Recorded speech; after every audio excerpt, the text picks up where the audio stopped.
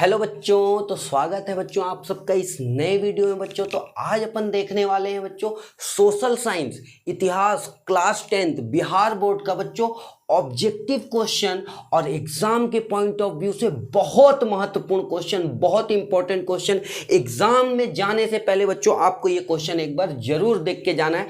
तो आइए चलिए बगैर टाइम वेस्ट किए हुए हम लोग जल्दी से इन सब प्रश्नों को क्या करते हैं, शुरू करते हैं। ये सब प्रश्न बच्चों बहुविकल्पिक प्रश्न है जो आपके एग्जाम में आने वाले हैं। ये 100% गारंटी है कि आपके प्रश्न में, आपके एग्जाम में ये सब प्रश्न आएंगे और पहले भी आ चुके हैं। तो बच्चों पहला प्रश्न है भाई, कौन से अध्याय से ले रहे हैं हम लोग? यूरोप में राष्ट्रवाद का उदय। तो बच्चों आप लोग पढ़े होंगे यूरोप में राष्ट्रवाद का उदय। तो फ्रांस की क्रांति कब हुई थी, पहला प्रश्न है। तो आप जानते भी होंगे, पढ़े भी होंगे, इसको सब्जेक्टिव भी पढ़े होंगे, इसके अध्याय को भी पढ़े होंगे, कहानी के जैसे समझे भी होंगे। तो बच्चों फ्रांस की क्रांति, यूरोप क्या है? एक महाद्वीप है। क्या है? महाद्वीप है। यूरोप में एक देश है फ्रांस। तो सबसे पहले, ऐसे तो भाई क्रांति जो है ना, राष्ट्रवाद जो है ना, वो पुनर्जागरण काल से चला आ रहा है, मगर फिर भी भाई फ्रांस की क्रांति क्या है, कब हुई थी? तो भैया पहला ऑप्शन क्या है? 1780 ईस्वी में। दूसरा ऑप्शन क्या है? 1815 में। तीसरा क्या है? 1804। और चौथा क्या है? 1789 ईस्वी में। तो भाई फ्रांस की क्रांति कब हुई थी? तो 1789 ईस्वी में। बच्चों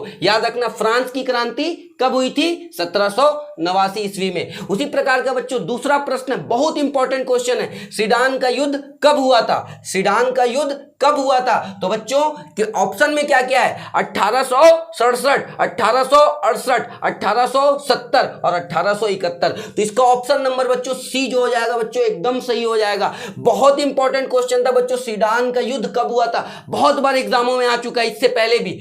तीसरा प्रश्न है बच्चों, यंग इटली की स्थापना किसने की? तो बच्चों देखो तीसरा प्रश्न जो है, यंग इटली की स्थापना किसने की? यंग इटली की स्थापना किसने की? तो ऑप्शन में क्या है बच्चों? गैरिबाल्डी। दूसरा ऑप्शन में क्या है? मेजनी। तीसरे में क्या है? बिस्मार्क। और चौथे में क्या है? काबुर, काउंट काबुर जिनको कहते थे। तो यंग इटली की स्थापना किसने की थी बच्चों?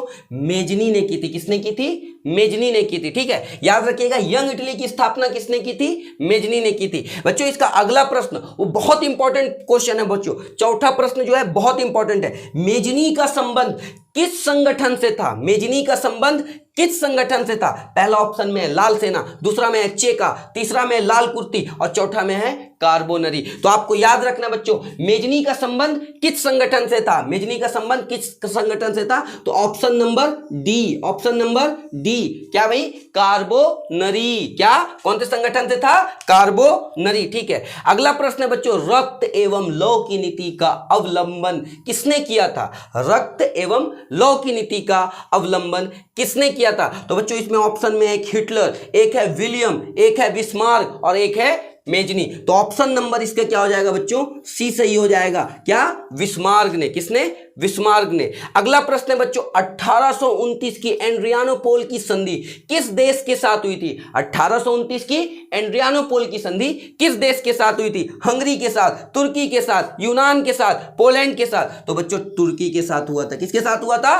तुर्की के साथ हुआ था। अगला प्रश्न है बच्चों, वियना किस देश की राजधानी है? वियना किस देश की राजधानी? देखो वियना से तो बहुत सारा प्रश्न बनता है, वियना इंपॉर्टेंट है। क्यों इंपॉर्टेंट है? क्योंकि वियना जो है ऑस्ट्रिया की राजधानी है। किसकी राजधानी है? वियना किसकी राजधानी है? ऑस्ट्रिया की राजधानी है। किसकी? ऑस्ट्रिया की राजधानी। अब वियना की संधि भी कहां? भाई एक और भी प्रश्न बनता है ना कि वियना की संधि कब हुई थी? तो ऑस्ट्रिया में हुई थी। किसमें हुई थी? ऑस्ट्रिया। ऑस्ट्रिया का राजधानी क्या है भैया? वियना। तो वियना किस देश की राजधानी है? तो ऑस्ट्रिया। या ऑस्ट्रिया की राजधानी क्या है? तो वियना। तो बच्चों ये क्वेश्चन बहुत इंपॉर्टेंट है। आठवां प्रश्न जो है ना, देखो ये मोस्ट इंपॉर्टेंट क्वेश्चन है, मोस्ट इंपॉर्टेंट क्वेश्चन, बहुत ज्यादा चांस है इस क्वेश्चन के आने का। क्वेश्चन क्या है?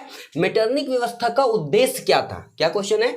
मेटरनिक व्यवस्था का उद्देश्य क्या था? आप जानते होंगे कि मेटरनिक व्यवस्था किसको कहते हैं भाई? 1815 से लेकर 1848 तक के समय काल को क्या कहते हैं? मेटरनिक व्यवस्था कहते हैं। तो मेटरनिक व्यवस्था का उद्देश्य क्या था भैया? गणतंत्र की स्थापना करना, प्रजातंत्र की स्थापना करना, पुरातन व्यवस्था की पुनर्स्थापना करना, या नेपोलियन की पुनर्स्थापना करना। तो भाई मेटरनिक व्यवस्था का उद्देश्य क्या था? तो मेटरनिक व्यवस्था का उद्देश्य था कि सी वाला जो ऑप्शन है, कौन सा ऑप्शन है? सी वाला, पुरातन व्यवस्था की पुनर्स्थापना करना। मतलब जो पुरानी व्यवस्था जो थी, राजा महाराजाओं वाली जो व्यवस्था थी, उसको फिर से स्थापित करना, क्योंकि 1815 के बाद क्या था? मेटरनिक युग था, क्योंकि नेपोलियन का क्या हो चुका था भाई? दमन हो चुका था। ठीक है, अगला प्रश्न देखो, राष्ट्रवाद की अवधारणा का जन्म किस घटना से माना जाता है? राष्ट्रवाद की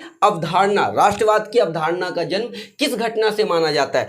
पुनर्जागरण से, धर्म सुधार से, गौरवपूर्ण क्रांति से, या फ्रांस की क्रांति से? तो भाई राष्ट्रवाद का अवधारणा का जन्म हुआ जो, वो किससे हुआ? फ्रांस की क्रांति से। किससे हुआ? फ्रांस की। और कौन सा क्रांति? 2 क्रांति हुआ था। 1789 वाला, कौन सा?